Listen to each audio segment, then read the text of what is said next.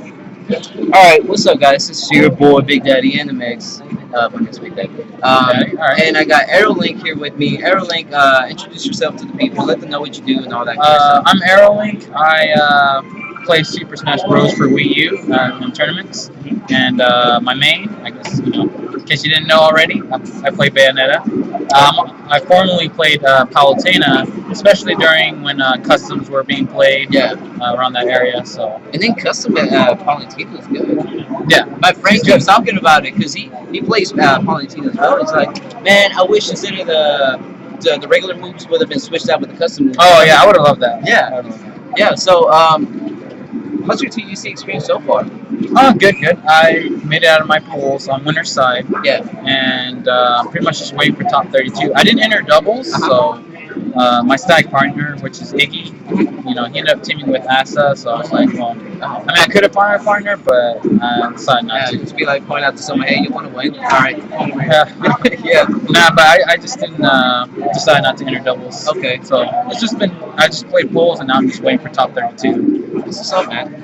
So how long have you been playing Smash like in a competitive scene? Competitive scene, I started out 2009 going to tournaments. Oh, okay. So it's been about What, 7 years? yeah, seven 7 years. 7 years playing Smash. But during those first several years, I wasn't really like doing as well as I am now. Yeah. Like Of course, you got to start out rough. Yeah. Yeah. So, I mean, some people are Just like, catch on they to it. catch Yeah, on catch to it, but I was not one of those players. Yeah. I started off in Brawl, and I also played a low tier character. I played Link because he's he was just my favorite character. I was just like, you know what, I want to play Link.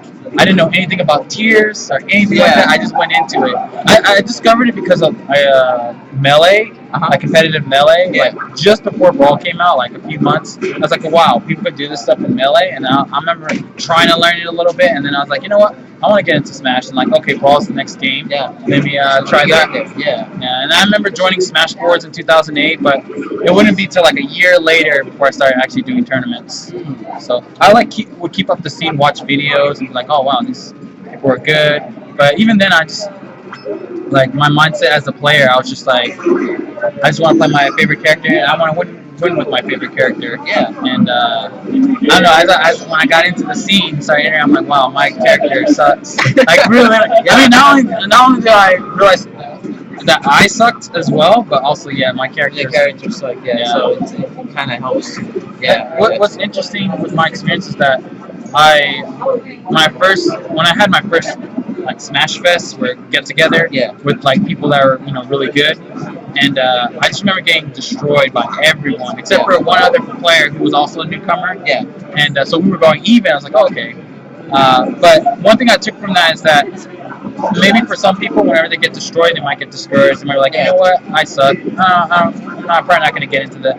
But for me, it was like I was amazed. I was like, wow, these players are really good. Like exactly. It's like, how did you know that I was gonna do this and just basically reads and whatnot. Yeah, like I was like, wow, he just knew I was gonna do that. I'm like, my mind was blown. It was like this whole level of play and that it's I very did not rare know. too, because like you mentioned, a lot of people do get discouraged and they're just like, so what's the point of me just wasting so much money onto this when I'm just getting owed to, basically. Yeah. I mean, it's just a commitment thing. It's just like if you're committed to getting better, you got to put forth the sacrifice, the work, and it may not pay off now, but if you keep at it, eventually it will. Like you'll notice improvement and over time. Over time. So cool, man. What's up? So what do you think about the whole? I'll go into touch the issue. What do you think about the whole Bayonetta and the ban and all that mess that's going on right now? Man, I don't know. I think this is my real opinion. I feel like the community's just being scrubby. They're being babies. Yeah. But at the same time, I understand. I wouldn't be opposed to her getting nerfed. I really wouldn't. Like, I understand. But I feel like the ban is kind of like. Oh no, ban. Oh yeah, the ban. I do not agree with. Like, she should not get banned at all. Yeah. There are definitely ways to deal with her. And there's a lot of people that still don't know what to do versus her. So it's like, yeah, it's been 2 months, and then people are still complaining. But it's like, you know what? I really feel like the majority just complain and haven't really like actually tried to beat her. Right. Studied up on that. Yeah, because I feel like just people are just giving up on the whole, the matchup and whatnot. They're just like, okay, they get the same energy from people like, oh, let's ban. So they're already moving on to the let's ban wagon.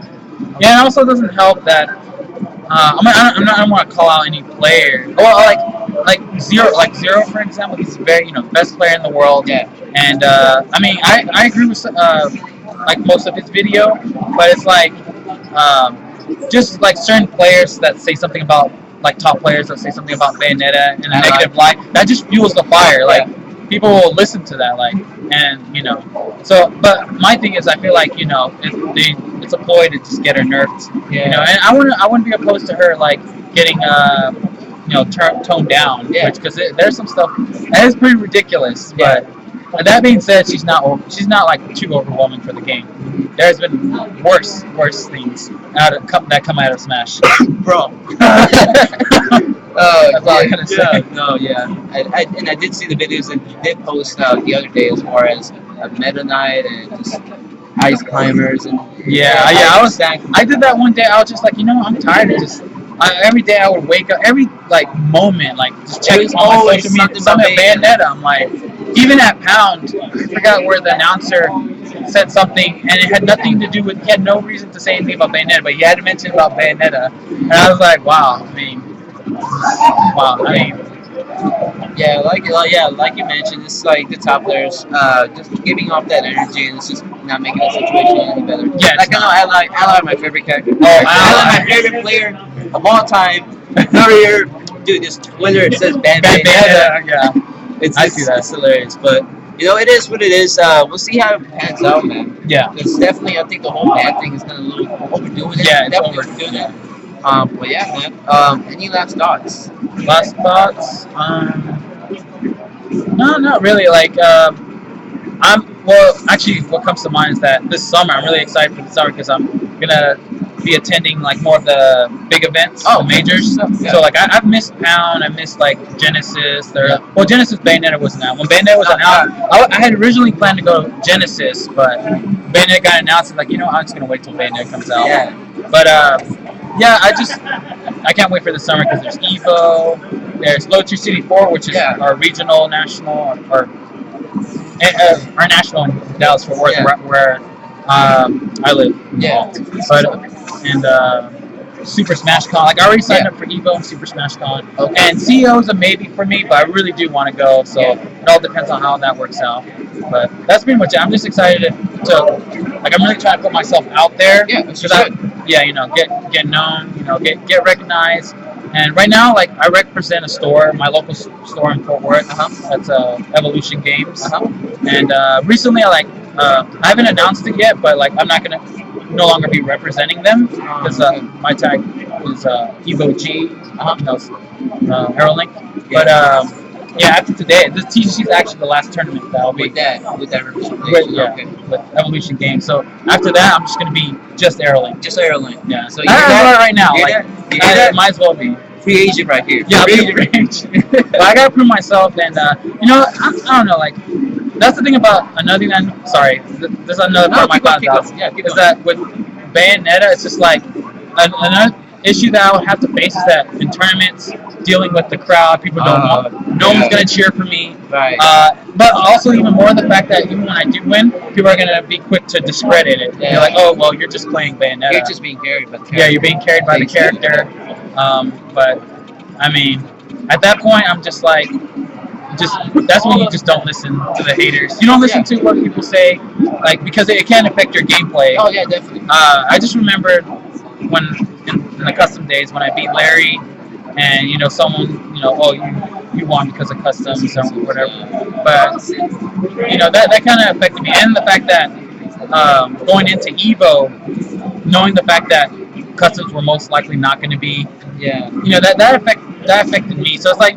Things that people say, they may not realize it, but it can affect the player. It can really affect the player. So I just have to go with the understanding with the character pick that I have to deal with stuff like this. So gotcha, man. Well, guys, it looks like it's time to adapt. Time to adapt. Appreciate it, Aerolink. Much love and good luck, man. All right, thank you. I'll do my best up there. Hey, today. Represent. All right, later.